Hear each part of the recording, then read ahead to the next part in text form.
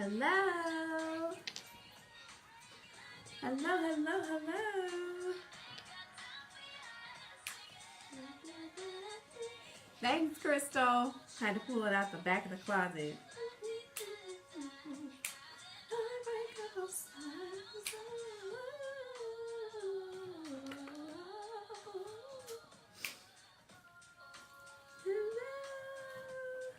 How's everybody doing?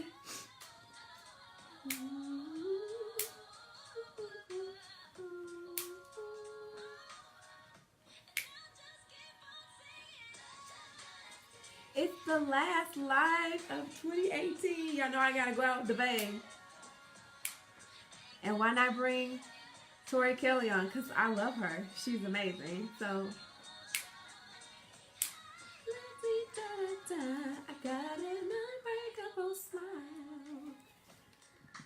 Alright, y'all. How's everybody doing? I have missed y'all.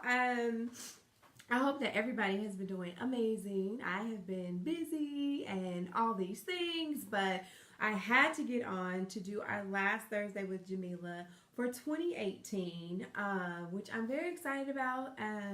We have been working on some new things for 2019, which I'm very thrilled about. Definitely wanting to make sure that, one, we always preserve the integrity of content. You guys know I don't like to put stuff out just to put it out. So if I'm going to do it, I definitely want to make sure that it's done right. So in preparation for 2019, there will be a big announcement that's coming out very soon. So please, please, please pay close attention. Make sure your notifications are on. We are going to be moving Thursday with Jamila to a larger platform, which I'm very excited about.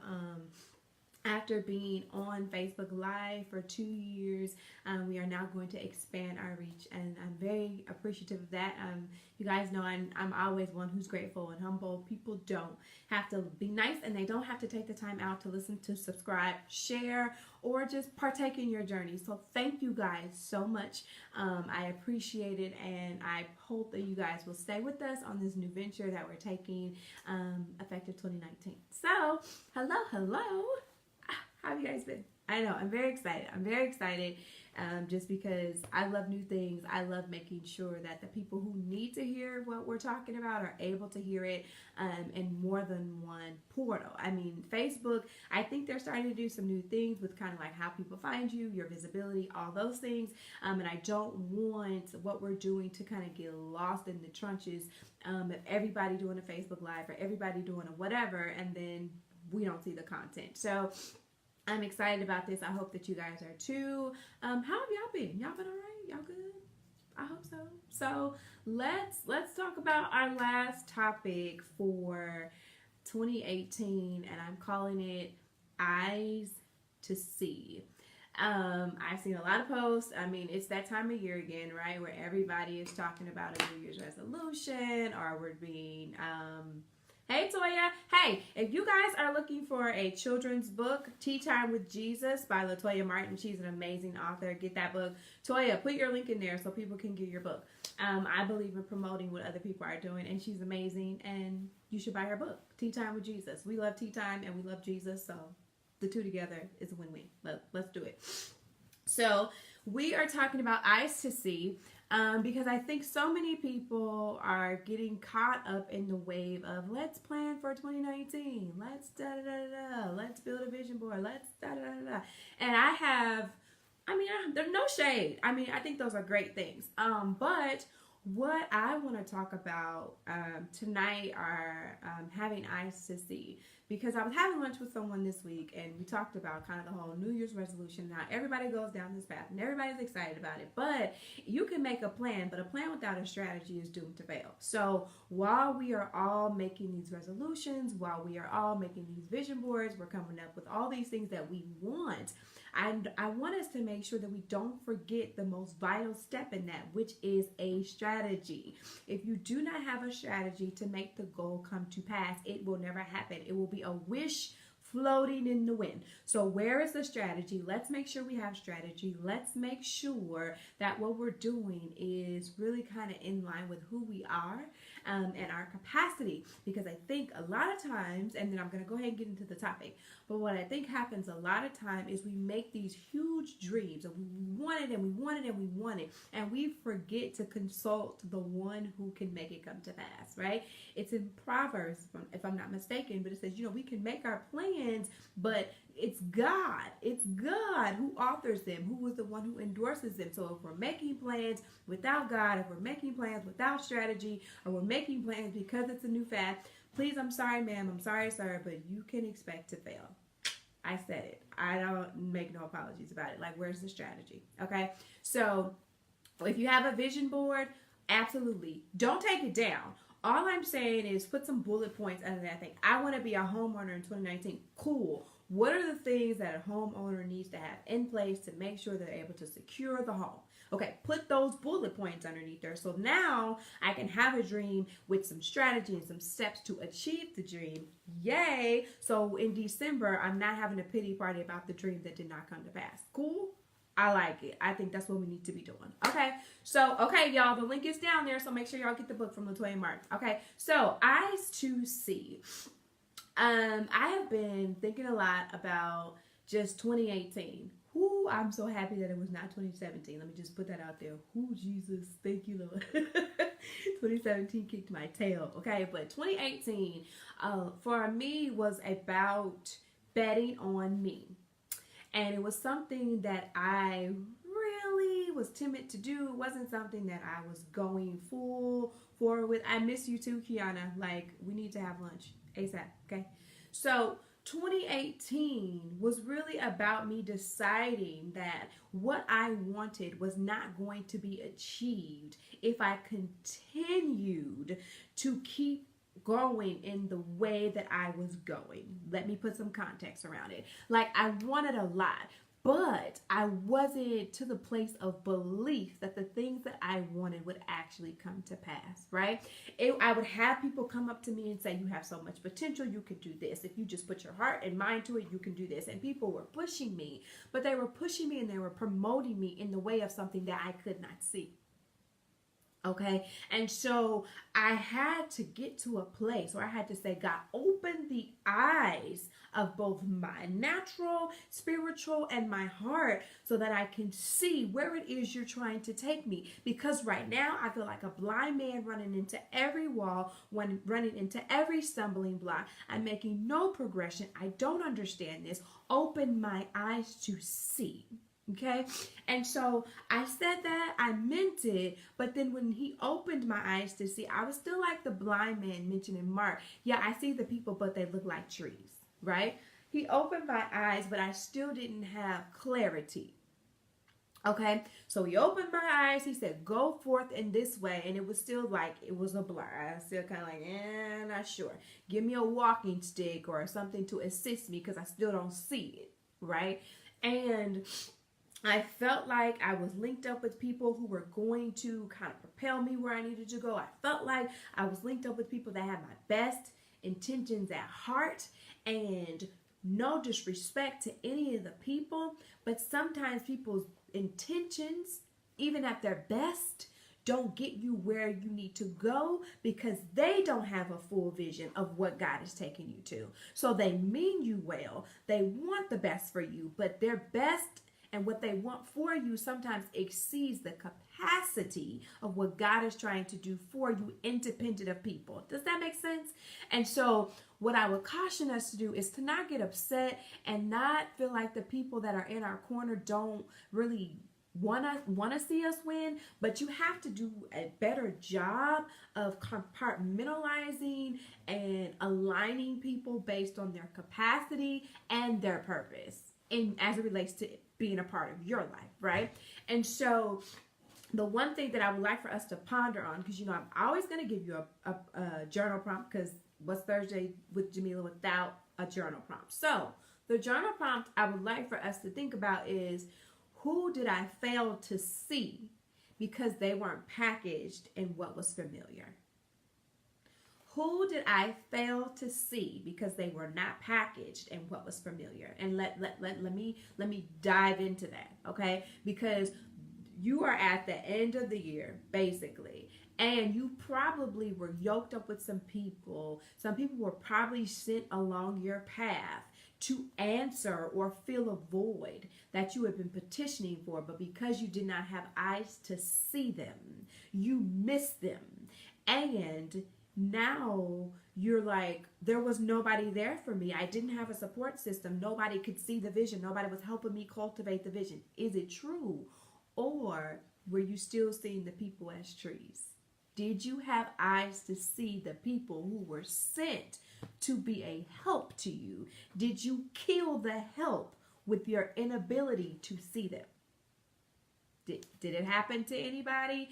I don't think I'm alone in this one. I felt like I was like, I need this. This is what I need. And that very thing showed up in something that was packaged in the way that I was not expecting, and I missed it. I was like, whoa, wait, was that? I missed it. Because I didn't see what they were to be for me. Because here is the thing that I have learned in a very challenging way.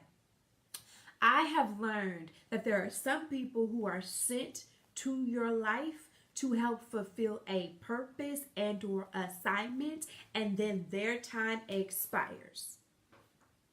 And those of us who love our people, we don't like to let people go. We feel like if they've done something great for us, then they are in it for the long haul. And then we start giving people assignments and tasks that they're not intended to fulfill because we don't want to let them go. And what we have to be careful is to remember that maybe they were sent to fill an obligation. Maybe they're the answer to the prayer. But at some point when the prayer has been fulfilled, we've got to let them go because they may be somebody else's answer, but we're holding them hostage because we don't see them for who they are. Does that make sense? Does that make sense to anybody? That happened to anybody other than me? Anybody? Because I really feel like that happened to me. And it's not about dismissing people. It's not about saying that, ooh, okay, we can't be good. No, because I don't feel like you have to dismiss people and disengage people, but you have to interact with them based on their assignment or their role in your life. Does that make sense? Okay, I hope that makes sense. And so the other thing that I wanted us to talk about today is, when is the last time you took an assessment of your tribe? I agree. There's some people sitting in our life for a season. But when is the last time you took an assessment of your tribe? Like if you go to work, they have performance evaluations, they have check-ins, they have all of these things. And they assess our progress. And if we're not progressing in the way that's going to lead to longevity or goals, they give us goals, we're not meeting them, the manager comes in, they assess you, they may have to reclassify you, they may have to reposition you, they may have to look at what you're really good at and how you strive, and then maybe move you over here because we put you in something that you don't have the capacity to fulfill. Like they do it in corporate America all the time. Are we doing that in our relationships? Okay, so think about it this way. How many relationships have you just let them go on as they always have with no checks and balances, and then at some point in that relationship feel like you're not getting what you need from that person? Think about that for a minute. How many of us have just kind of let the relationship just kind of like play out? We've not really gone back and say, are we being the best people that we can be for each other? Have we just kind of let the relationship falter? Are we accepting joint responsibility and what the relationship has become? Like, are we doing that? Because people are people and people go through things. And we talked about it in one of the episodes this year about learning how to weather the seasons. You have to take a true assessment of your relationship to determine its season, because every season is imperative. The success of every season is imperative to the next. So if we fail in spring, we cannot expect a harvest in fall. Does that make sense? So we've got to go back to our relationships and look at their season and make sure we're tending to them properly. Okay? Because although there may be a season for the relationship, people are also going through their personal seasons. And so we've got to put expectations on people based on where they are on a personal level. Because if I'm in a winter and you assume our relationship is in a summer, your expectation of me is never going to be met because I'm in a place of a dormant and a dark and a hovering. And so I'm not in a position to have all the frills and the fun that come with the season of summer. Does that make sense? So we've got to do something. So we need eyes to see the truth of where we are in our relationship. We need eyes to see who we have become in the relationship, because I don't believe in this whole it's you, it's you, it's you, it's you. My grandfather used to tell me, when you point one finger out, make sure you point your thumb back at you, because it's you and I. We're in this thing together. So what are you doing? What am I doing? Are we meeting each other's needs? And then be honest. Like, if you drop the ball in your relationships, be accountable to the people that you say you love. Be accountable to the people that you say you've been sent and assigned to. Be accountable to them. Go back to them and say, you know what? I failed you. Hey, Auntie Laura. Mwah. I failed you. I couldn't be what you needed to be, and here's why. But I value who you are to me, and I want to work through this. I want to cultivate, because I want us to continue to grow. There are people who I love. I may not talk to them every day, but I love and I cherish who they have been and who they are to me. And I owe it to them, if nothing else, to go back and say, there was a season, there was a dark place that I was going through, and I couldn't be everything that I needed to be to you, but I love you and I value you, and I still want us to be in relationship. Okay? Look at it. Assess your relationships. And then when you make the assessment, handle people with care. Handle people with care, because you don't know always, because sometimes people are not in the place where they want to divulge the full scope of their personal season. So be sensitive to that and handle them with care. And you've got to, at some point, give people the room that they need to kind of go through their own season without a sense of obligation to be everything you need them to be for you. Is that fair? Because think about if it were you and you want so desperately to be the best that you can be for people, but right now you don't have it in you to be more than what you're being for them. Think about it in the other way. Think about it in hindsight. Think about it when the shoe was on the other foot. You've got to give people the freedom to go through their seasons, still be good to them, still be kind to them, still extend grace to them, but let them deal with them in the way that works best for them without the extra burden. Eyes to see the truth. Eyes to see the truth. I do want to talk about this one particular part of the blind man outlined in Mark 4 and 23, or 8 and 23. Ooh, 8 and 23. Okay, don't do that. Okay, so like I had a moment. Okay, but it's the blind man. Okay, the blind man in Mark, and I liked his story because Jesus is coming through and the villagers take him to Jesus and they ask, please heal him, please heal him. The thing that I love about this story, and I think I've overlooked it too many times, but today it just really stuck out to me, is the villagers brought him to Jesus, but Jesus healed him out of their sight. There's so much beauty in that one part, okay? The villagers brought him to Jesus, okay? So think about yourself as the blind man. And think about those who knew you needed to get to a place of restoration and they bring you to Jesus, right? Their role was to bring you to Jesus. Okay? That was it. Just think about it in relationships. Eyes to see. I'm connecting the dots here. So they bring him to Jesus. Jesus takes him. He heals him apart from the villagers. Okay? He heals them. He heals them apart from the villagers. But when he first heals him, he says, "Can you see?" And he says, "Well, the people still look like trees." Right? And so then there was another touch that is given, and clarity of sight is given.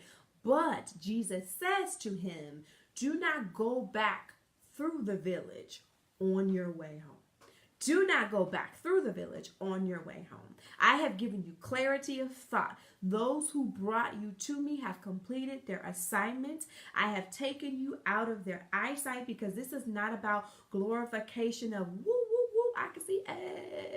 No, this is about, I needed to give you clarity of thought for where you are headed, not for where you have been. I have blinded what you have come from, because you don't need to go back there anymore. What I need you to have is clarity of thought for where you are going. So I've given you clarity. So now I don't need you to go back through the path that you just came from, or through the crowd that I just delivered you from. I need you to go on your way, but don't pass through the village.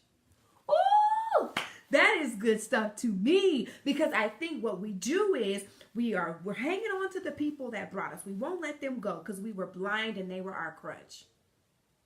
We were blind and they were our crutch. They got us to the door. But now the door is open. He who opened the door opener, the waymaker, stands before us. He gives us clarity of thought for where we're going. But because where we're going doesn't look like anything we've ever seen, we want to go back to what's familiar. And he says, no, do not go back through your village on your way home. And what I want to say to y'all, stop going back to the village. Once you have been given a clear thought for where you are headed, go in the direction that you have been given the visibility for. See, the thing that I think hangs a lot of us up is we want somebody to come back and then validate what we've been given the vision for. If I gave you the vision for it, write it down, make it plain, go ahead and start strategizing. Go ahead and start connecting. But I don't need you to connect to substantiate what I told you. I need you to believe what I told you and then have eyes to see for where I'm taking you. Because I brought you through this. All of what you've been blinded to was intentional. What I'm giving you clarity for is for where you're going. Some of us have such a beautiful journey ahead of us, but it doesn't look like anything that we've lived through. It doesn't look like anything we've heard testimonies about. It doesn't look like anything our family has ever experienced. I was in a very, very unfamiliar place, and I said, I feel like you continue to pluck me up out of what is familiar and drop me dead smack in the middle of what I have no idea how to navigate through. And then you tell me to go with no key map, no support system. I'm crying, I'm nervous, I'm afraid. But I gave you the vision to see what I needed you to see. And I only give you the part of the vision that you have the capacity to sustain. So if he only gave you a bit, that's the bit that you need to keep going. And you take that bit and you cultivate that bit and you keep going. Because as you build confidence in what he has spoken and open your eyes to see, the broader the picture becomes, the broader the scope becomes. I'm not going to overwhelm you with the totality of what I need you to see, because I don't want you to run back to the village. But I want you to trust me enough with what I've given you to go forth. Does that make sense? Is that anybody's life? Is that anybody's life, y'all? Am I the only one living that? Because I'm living it. In 2018, I left a job that I knew in my sleep. Okay? It was not challenging me anymore. It was a challenging environment for other reasons, but it wasn't challenging me anymore. And I left what I knew. I am a creature of habit. I don't do a whole lot of, I'm not shimmying. I don't like uncertainty. And I left and I went into something that it was the answer. It was the answer. See what happens when we don't pursue that answer? We say that God didn't give it to us. No, no, no, no, no. He opened the door. It was the answer. It was what you were afraid of, so you didn't pursue. We've got to stop blaming God for promises unfulfilled. We've got to stop blaming God for dreams still being daydreams and not manifesting, because if we don't believe enough to walk in the direction of what he's exposed us to, it's not on him. It's on us. It's on us. So what you going to do? What are you going to do with the things that you know you see? I made a post the other day and I said, yes, it's larger than life. It's in full color. It makes your heart skip a beat. You're like, ooh, is this really for me? I don't know. But if he brought the vision to you, it's absolutely for you. Your responsibility is to believe. We have a responsibility to believe. Will you believe that you're more than capable? Will you believe that greater is he that is in you than he that is against the world? Will you believe that if God be for me, he's more than the world against me? Will you believe that he is giving you sure footing? And yea, though you walk through the valley, yea, though you walk through, which means you're going, which means you're not staying. Yea, though I walk through, I am the apple of his eye. I am the sheep. I'm the one that he came for. He left the 99 for me. He wouldn't let me die.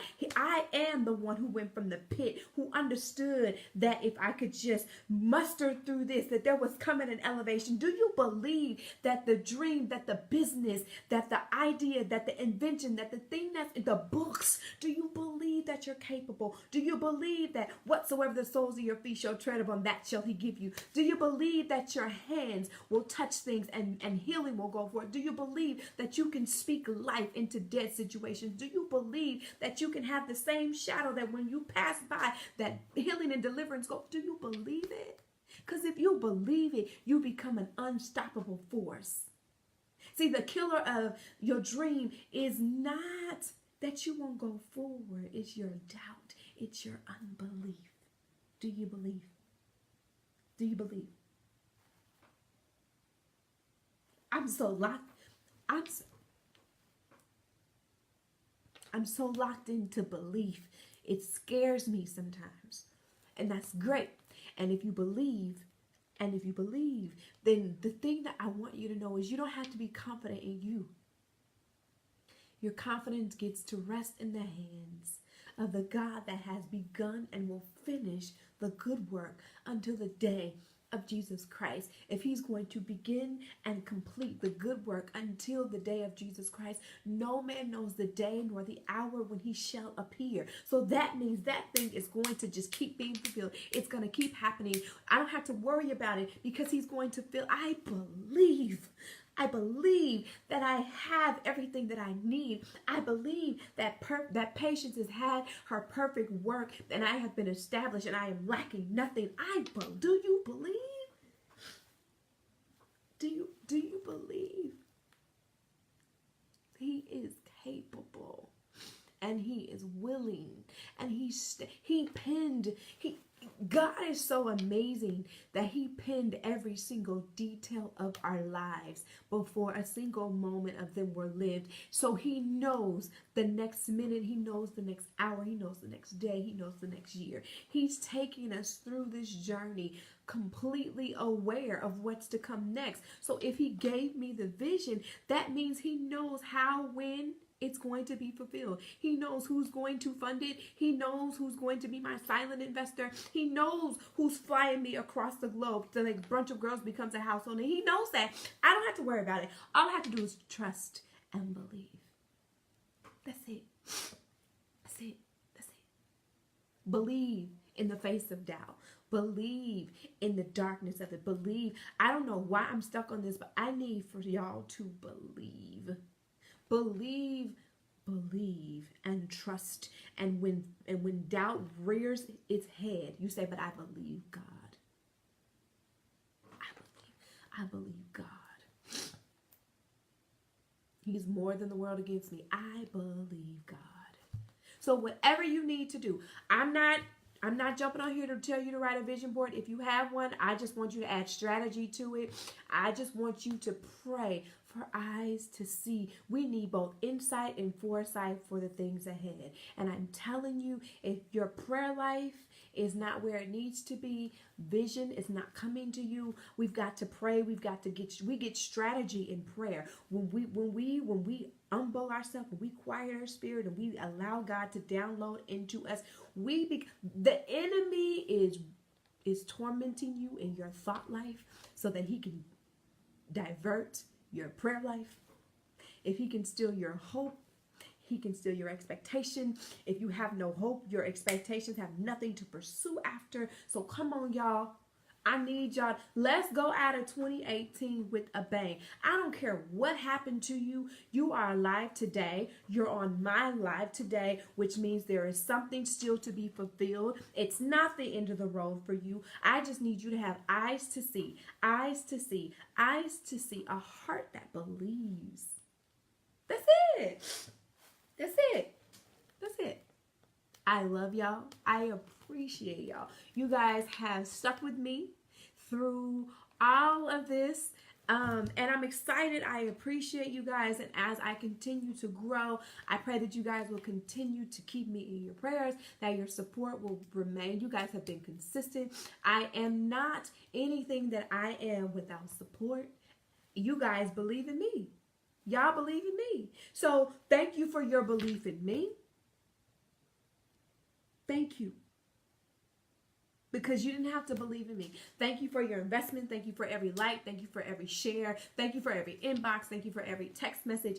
I have received some of the greatest messages from y'all in the moments that I needed to still believe that Brunch of Girls was effective, that it was impactful. So thank you for that. We are moving to radio. That's my big announcement.